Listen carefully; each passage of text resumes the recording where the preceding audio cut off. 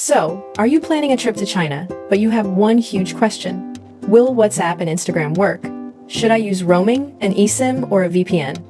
The internet in China is heavily controlled. You can't just open Facebook or YouTube like you do at home. Today, I'll show you the 3 most popular methods to stay connected. And I'll explain why. Method 2 is my absolute favorite recommendation. Let's start with option 1, roaming with your home provider. The good news, it's super easy. You land, turn on your phone, and it works. No swapping cards. The bad news, it's usually very expensive. Plus, since you are routing back to your home country, the speed can be slow and unstable. Now, option 2, eSIM. This is what I personally recommend for most travelers. There are many choices online, but I've listed the 2 most reliable ones in the description. They partner with China's biggest networks, so you get fast 4G and 5G speeds.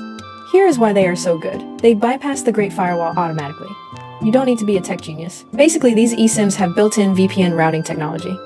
To the Chinese firewall, your connection just looks like generic roaming traffic, so it doesn't block you. You get instant access to WhatsApp and Google without needing a separate VPN app. The only downside? Most eSIMs are data only. You won't get a Chinese phone number.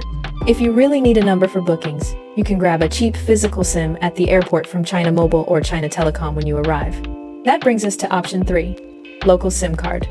If you buy a local SIM, you are stuck inside the firewall. No Google, no Instagram. So, you must install a VPN before you fly. But here is the reality. In 2025, most famous VPN brands do not work in China. Why? Because the firewall has become very smart. It recognizes the digital fingerprint of popular VPN apps and blocks them instantly. It's a cat and mouse game. And honestly, for a short trip, it's often too much hassle. The only pro here is getting a local number for calls. So, for a stress-free trip, I highly recommend option 2 eSIM. It's just easier. Once you buy it, you'll get a QR code. My pro tip is to scan and activate it 1 or 2 days before you fly. But keep the line off until you land in China. Once you arrive, just switch eSIM line to cellular data on, and you are connected. I've linked the specific eSIMs I use in the description below. There's a discount code there for you to get 20% off. This is a new channel dedicated to China travel tips. If this helped you, please subscribe.